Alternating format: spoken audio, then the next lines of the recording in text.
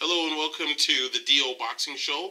I'm your host, Dameon Okposio, and for this episode, we're going to be talking about the need for fighters to have business cards. So one of my businesses, as I explained in a past episode, is that I do consulting. DO, International Boxing Consulting. Again, if you need any info or you want to sit down with me for a one-on-one session, it's $50 an hour, and if you want to do it over the phone, you can pay through e-transfer, or even if you want me to come down to your club, boxing club, martial arts club, I do a half-hour free talk where people can ask questions. And don't forget, you can also ask questions on this episode. But one of the things I've always thought is that fighters need to have business cards. Why is that? It's the best way for people to be able to get in touch with you. I'll give you a scenario to give you an idea of where I'm coming from.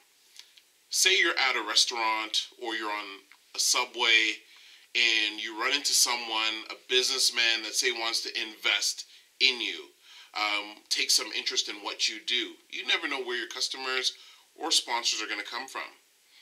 Strike up a good conversation. Now you have your cell phone. They may not feel comfortable giving you their number just yet. You may want to get in contact with them, but they're not going to take your number on their phone. They may if they're a young person, but if they're an older person and they're not used to being that tech savvy, are you going to risk losing an opportunity when you could just have an inexpensive business card done up that you could just hand them and says your name, amateur boxer or professional boxer, and your telephone number, maybe the social media that you're on, and an email contact. That way anybody can get in touch with you. It's quick, it's easy, and I think it's pretty much a necessity. So everybody should get business cards done. This is my business card. It's very generic. I have 8 businesses under one corporate banner, and I don't list all my businesses on here. It has my name, Dameon Okposio, so if you meet me, you know who I am, and then it has my cell phone number, and it has my website.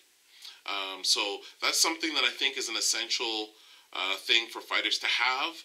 I haven't run into many fighters that do have a business card unless they own or are running their own boxing gym.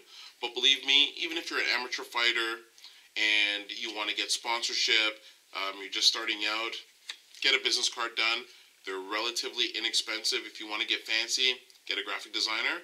But basically, a white card with your name, email address, and telephone number could mean the difference in getting sponsorship or not getting sponsorship. Thanks for tuning in to episode 7.